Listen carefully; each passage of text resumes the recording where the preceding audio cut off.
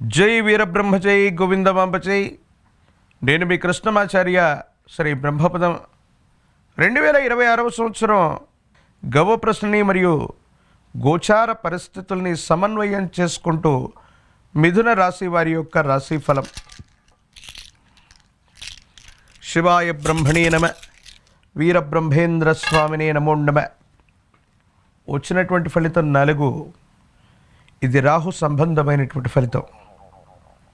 నిజానికి మిథున రాశి జాతకుల యొక్క జీవన గమనంలో అష్టమ స్థానంలో 4 గ్రహాల యొక్క కూటమి, ప్రత్యేకించి భాగ్యస్థానం ఇతర స్థానాలను చూసినట్లయితే కొన్ని మిశ్రమమైనటువంటి ఫలితాలను కూడా మనం చూడొచ్చు.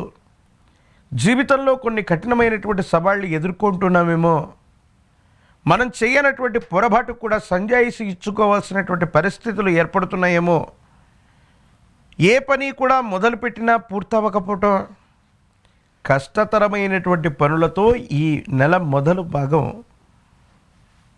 ఎడిటర్ గారు రిపీట్, ఈ నెల మొదటి వారం ప్రారంభమయ్యేటువంటి అవకాశం ఉంటుంది. కొన్ని సందర్భాల్లో ఇంత ఇబ్బందికరమైనటువంటి పరిస్థితులు ఉంటే మళ్ళీ ఎలాగా ముందుకు వెళ్ళగలమా లేదా అన్నటువంటి మానసికమైనటువంటి సంఘర్షణ మీ మనసు నిండా ఉంటుంది. కానీ మిథున రాశి జాతకుల యొక్క జీవన గమనంలో మిశ్రమ ఫలితాలు ఉన్నాయి. మొదటి 2 వారాలు ప్రతికూలవంతమవుతే తర్వాత రాబోయేటువంటి చివరి 2 వారాలు అత్యంత అనుకూలవంతమయ్యేటువంటి అవకాశాలు కూడా కనిపిస్తూ ఉన్నాయి. ప్రతికూలవంతమైనటువంటి అంశాలు ఏమున్నాయి, అనుకూలవంతమైనటువంటి స్థితిగతులు ఏమున్నాయి అన్నటువంటి విషయాన్ని మనం తెలుసుకునే ప్రయత్నం చేద్దాం. వివాహ జీవితానికి సంబంధించి జీవిత భాగస్వామితో అనవసరమైనటువంటి అపోహలు, అపార్థాలు